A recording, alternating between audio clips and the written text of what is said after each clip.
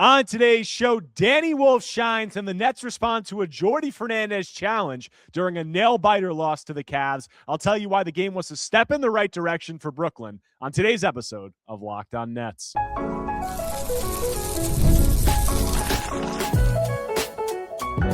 You are Locked On Nets, your daily Brooklyn Nets podcast. Part of the Locked On Podcast Network, your team every day.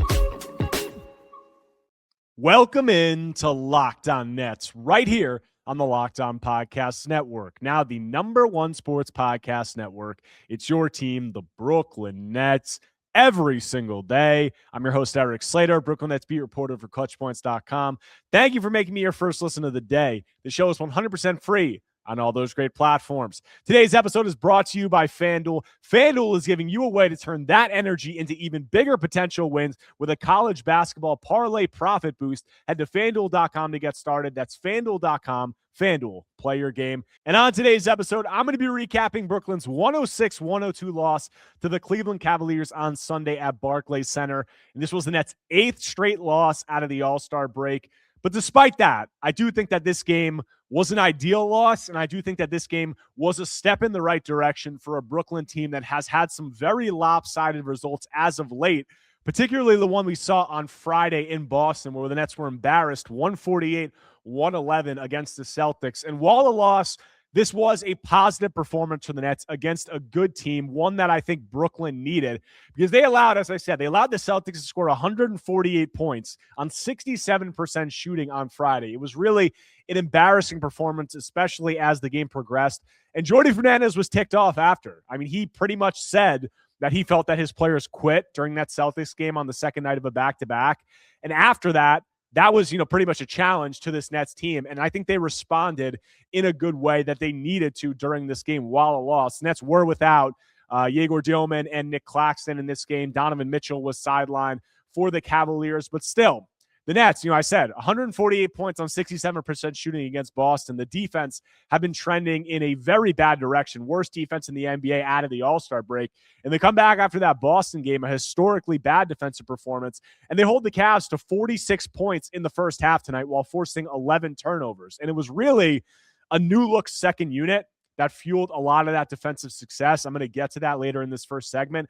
But the Nets put themselves in a position to win just based off of that defensive start. They actually led 82-81 with 9 minutes remaining in this game, but they couldn't get the stops down the stretch. They allowed 32 points in the fourth quarter. They allow Cleveland to close the game on a 25-20 run to get the win. And ultimately, this is a Cavs team with more experience, obviously a playoff team. They have guys out there like James Harden, Evan Mobley, Jared Allen, even Sam Merrill. They just have good players out there, and they made some more shots, a few more shots than the Nets did down the stretch of this game. The Nets' fourth quarter offense actually wasn't bad, but the Nets battled. And as I said, I think that this was an ideal loss in a lot of ways. First off, it was a loss. I mean, 8 straight losses, it's tough, but when you get losses like this where you battle and you compete against a good team, you don't want to say there are any moral victories, but it feels much different than the feeling in a locker room after a game like that Boston game. So that is a positive. And then also, several young guys played well in this game. I mean, Danny Wolf, Nolan Traore, MPJ had a good game. Grant Nelson, I'm going to get into it. But as I said before, it was really the second unit that turned this game around because the first quarter, the Nets played the Cavs tight. And then in the second quarter, the end of the first quarter into the second quarter, it was a second unit, a new look second unit of Ben Surratt, Zaire Williams, Josh Minott, Danny Wolf, and Grant Nelson, the recently signed Grant Nelson, that really turned the game around because that second unit, especially in the first half, they were overwhelming the Cavaliers offense with their length defensively. I mean, they held the Cavaliers scored 17 points in the second quarter, and a lot of that was really due to the play of this second unit. And I said, Ben Surratt, Zaire Williams, Josh Minott, Danny Wolf, Grant Nelson, who then got signed to a 10-day contract before the Boston game. And that's a funky second unit, obviously. It's a new-look second unit. But the thing that really stood out when you're watching them, during this game, and I think that it does say something about the way that the Nets want to play moving forward and the way the Nets are looking to build their roster. What stood out was really the length, the activity, the athleticism defensively. Because you look at it, I mean, Ben Surratt, Zaire Williams, Josh Minott, Danny Wolf, Grant Nelson, That group has an average height of 6'8" and an average wingspan of 6'11", and that was really on full display. And I mean, the defensive activity, particularly by the three guys, Zaire Williams, Josh Minot, Grant Nelson, three guys who have really good height, really good length, above average athletes. They were really able to make things difficult for that Cavs offense. And you look at it, that's not the most talented offensive second unit, but they did enough defensively, more than enough defensively. And then Danny Wolf had a really good game, and I'm going to get into his individual performance in a second. But I think that second unit, obviously, it's kind of a ragtag group that the Nets are throwing together during the second half of a tanking season. But think about the things that Sean Marks said when we asked him about the draft selections after the draft. He said guys who are unselfish, guys who can pass and move the ball, and then guys who are sizable, positional versatility, defensive versatility, guys who can make things difficult for other teams on the defensive end. And that's really what you saw from this second unit during that second quarter. I mean, defensively, they were overwhelming the Cavs with their length, with their activity. And then offensively, they were moving the ball, and there really wasn't any of the ball sticking. There really wasn't any selfishness. So I think that while this is a second unit that was kind of just thrown together, I do think that you look at some of the guys that the Nets are taking flyers on. Like, look at all the guys that the Nets have kind of taken like low-cost, low-risk acquisitions on. Zaire Williams, Josh Minot, Grant Nelson, all guys who are big, sizable, athletic dudes who the Nets are maybe hoping can develop something offensively. And you saw that group playing together in this one, and they were really able to do some eye-opening things defensively. And Danny Wolf was the catalyst on offense. And Danny Wolf's performance, I think, was one of the biggest positives from this game. 23 points, 8 rebounds, 5 assists, 1 turnover, 7 of 13 from the field, 3 of 8 from 3, 6 of 8 from the free throw line. And that whole second unit had a positive plus minus. But I think Danny Wolf in this one, I think you just saw him kind of starting to find his rhythm. Over these last 10 games, he's really started to string together some positive performances, and I don't think it's a coincidence that the three-point shot has started to look a little bit better, because I've said that the three-point shot is going to be a big barometer for Danny Wolf. But offensively, he was doing it all with that second unit, and he was also playing a little bit with the first unit, but just driving to the basket, getting to his spots comfortably, shooting from three, drawing fouls, just kind of getting wherever he wants to. He had a couple of post buckets over Evan Mobley. So I think really positive with Danny Wolf kind of carrying that second unit offensively. And then defensively, the overall activity, I said it, like Zaire Williams, he's been a major plus defensively for extended stretches this season. And tonight he finishes a team best plus 17 in almost 33 minutes. So Zaire Williams' defense, Josh Minot only took 2 shots, but he made both of them. He played really good defense. And then Grant Nelson, one of the other biggest stories, on a 10-day contract, his second NBA game. And, he did some really positive things at the end of that Celtics game. And then tonight finishes with 11 points, 4 rebounds, 1 assist, 1 steal, 3 blocks, 4 of 7 from the field in 20 minutes. And I think Grant, like, you guys saw him play a little bit in Summer League. I think the scouting report on him, he's a big guy. He's very athletic. He's kind of flashed being okay at a lot of different things offensively, but not really good or high level at anything. And, there's clear limitations as a ball handler, as a three-point shooter. He didn't attempt a three. He's kind of like this tweener forward center who doesn't have enough of some of the skills you might think to survive offensively. But in this game, he was one of the Nets' best players in the first half, and the athleticism and the activity was really on full display. And I mean, he is a 6'11" guy with a 7-foot wingspan who has above average vertical athleticism, and I think moves well enough. So an interesting flyer by the Nets. And I think that you saw in this game a lot of the things that make Grant Nelson an intriguing player, and a lot of the qualities that you see in him, as I said, are qualities that you see in these other Nets players. And I think that you saw in that second unit, the overall length, size, activity, the way that the Nets want to play, that really, kind of coming together and overwhelming the Cavs offense. And then Danny Wolf doing a lot defensively. But there's other guys that I want to talk about, particularly in that starting unit. Nolan Troy, MPJ, I thought both also had good performances in this one. Ben Surratt with the second unit, I'll get into him a little bit. But talking about those guys, what should Nets fans be looking for from them as we move forward in the season? I'll get into all that when I continue Locked On Nets after a quick break.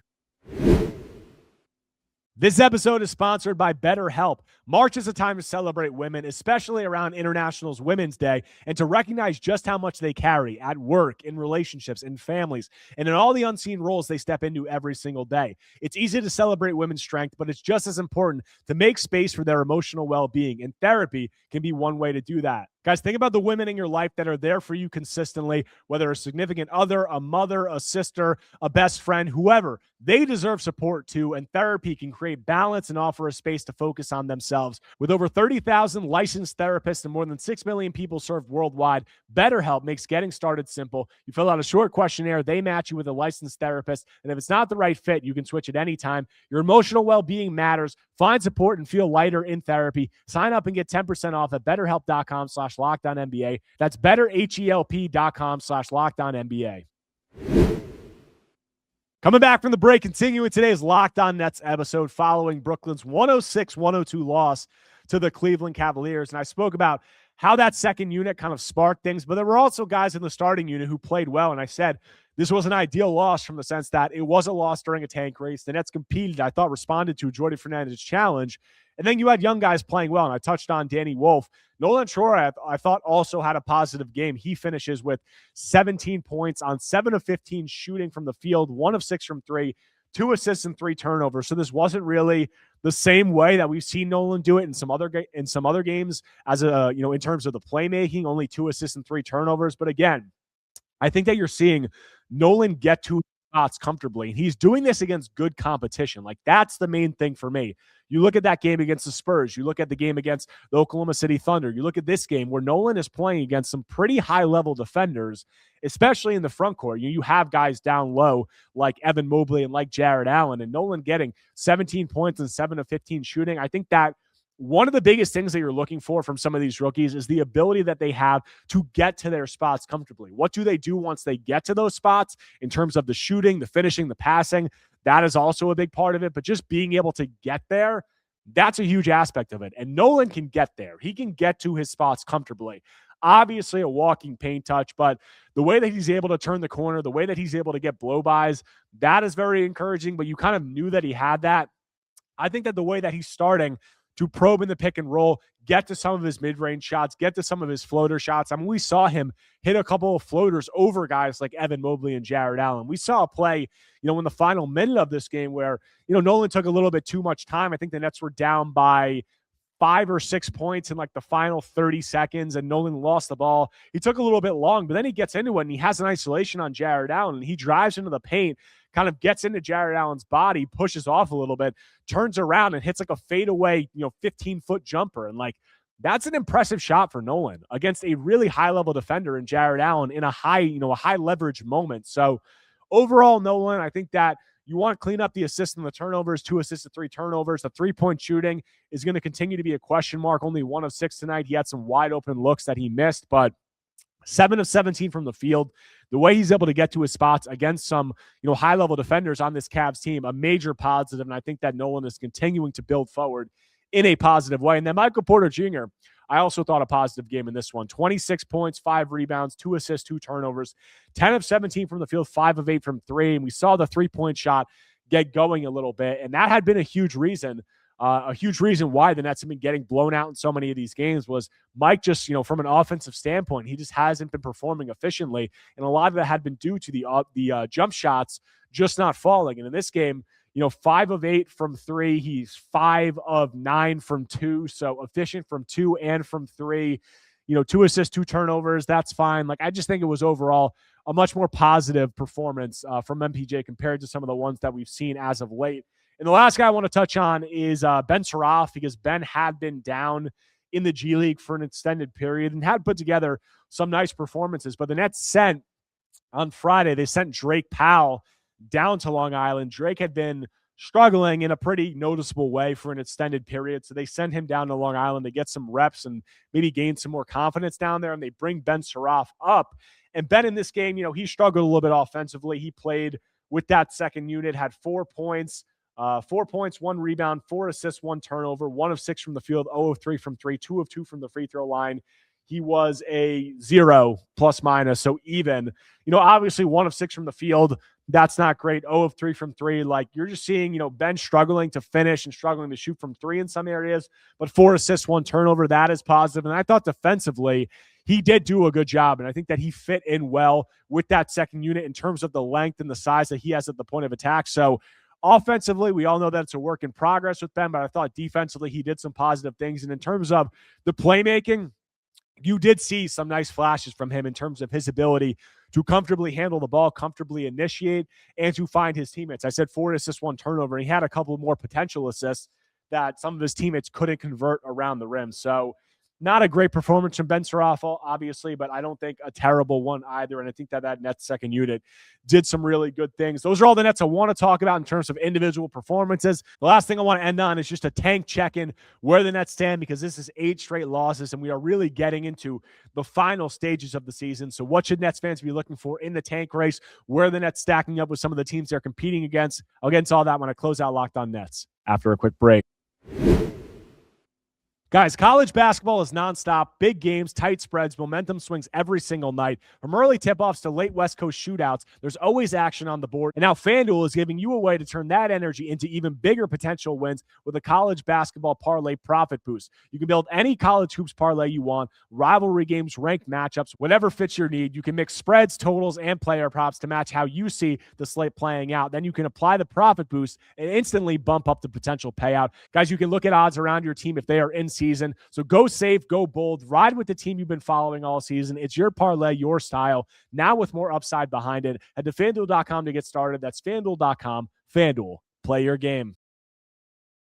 Workplace chaos, deadline stacking up, inbox overflowing, and the one position you have to fill still sitting open. When the pressure's on and you need the right hire, that's a job for Indeed Sponsored Jobs. Indeed Sponsored Jobs help you reach people who actually fit what you're looking for: skills, experience, location. So you're not just hoping the right candidate stumbles across your post. And here's a stat that says it all. In the minute I've been talking to you, companies like yours made 27 hires on Indeed, according to Indeed data worldwide. So if you're hiring, spend less time searching and more time actually interviewing candidates who check all your boxes. Less stress, less time, more results. When you need the right person to cut through the chaos, that's a job for Indeed Sponsored Jobs. And listeners of this show will get a $75 sponsored job credit to help get your job the premium status it deserves at Indeed.com/podcast. Just go to Indeed.com/podcast right now and support our show by saying you heard about Indeed on this podcast. Indeed.com/podcast. Terms and conditions apply. Need to hire? That's a job for Indeed Sponsored Jobs.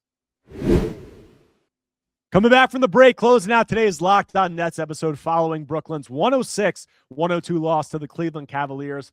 And this is 8 straight losses for Nets. And while this game I said I thought it was more of an ideal loss, I thought that it was a more positive performance. 8 straight losses, I mean, that has put the Nets, kind of vaulted the Nets up into really good position in the tank race. Because you look at it after this game, the Nets are pretty comfortably in third place right now in the draft lottery standings, 15-45. They're in third place. They're a game and a half ahead of the Washington Wizards, and they are 3 games ahead of the Utah Jazz. If you're looking at the win column, they're 1 win ahead of the Washington Wizards. They're 3 wins ahead of the Utah Jazz. So I've said, I thought that it was going to be the Nets, and the Pelicans, are in 6th, and they've put together a few wins as of late. So they're actually at 19 wins. So the Nets are 4 games ahead of the Pelicans. So with that, I've said I thought it was going to be the Nets competing for these 2, 3, 4 spots with the Pacers and the Wizards.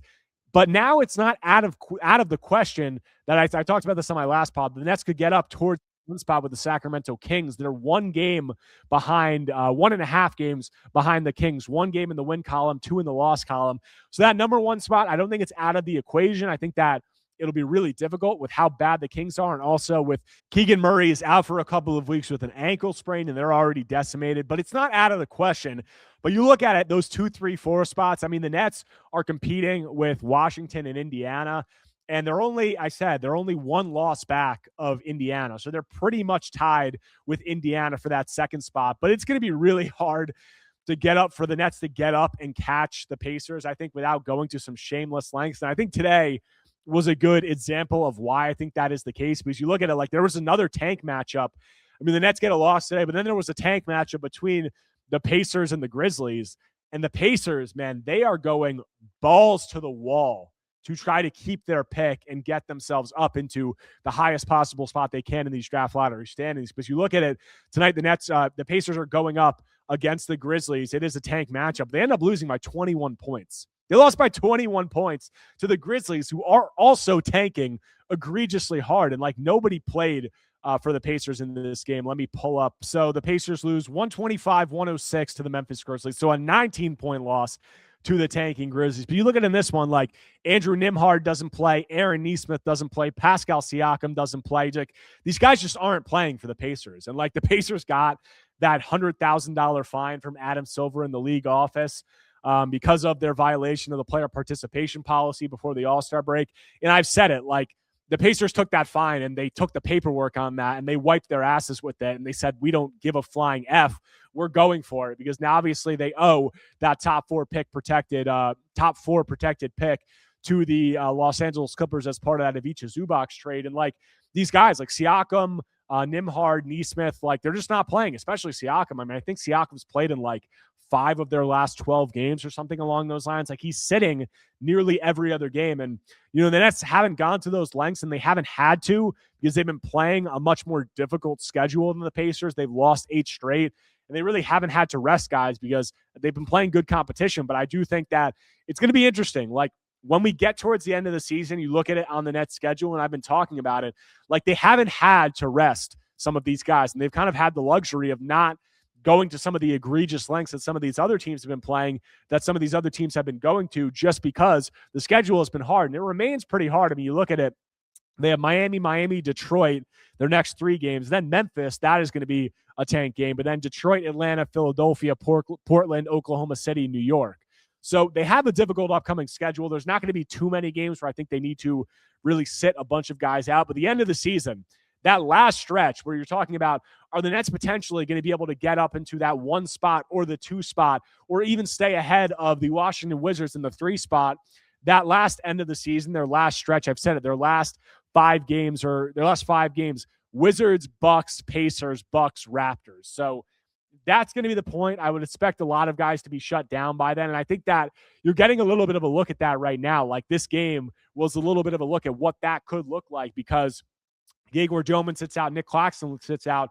In that second unit, you have, you know, Ben Surratt, Zaire Williams, Danny Wolf, Josh Minot, and Grant Nelson. Like, you're going to see a lot more of those types playing as the season progresses. I think those types of minutes should only increase, but we'll see. But those last 5 games of the season, I think, are going to be huge, obviously, in regard to the tank race. I think a lot of the Nets will be sitting out by then, but I think today was a good example of how hard it's going to be for the Nets to pass a team like the Indiana Pacers, who are able to lose by 19 points to another tanking team just by way of sitting out so many of these games, and, you know, the way that they've been willing to sit out so many of these guys moving forward. So Nets are competing for those 2, 3, 4 spots. They have a pretty, they have a lead on the Washington Wizards for that 3rd spot. They're going to need to continue to keep pace and continue to do some things to try to stay in that, especially as they start to face some more tanking teams as the schedule progresses, and potentially get up into that 2 spot with Indiana. So we'll see how that plays out. But that's all I got for you guys on today's episode of Locked On Nets. If you guys do not already, make sure to subscribe to Locked On Nets on YouTube and wherever you get your podcasts, whether Apple Podcasts or Spotify. If you enjoy my content, take a second right now, smash that like button, leave a comment, leave a 5-star review. Anything you could do to engage is much appreciated. But that's got 1 day off. They got 2 games back-to-back in Miami on Tuesday and Thursday. I'm actually heading down to Miami to cover both of those games. So I'll have coverage of all that and more when I'm back tomorrow talking more Brooklyn Nets basketball.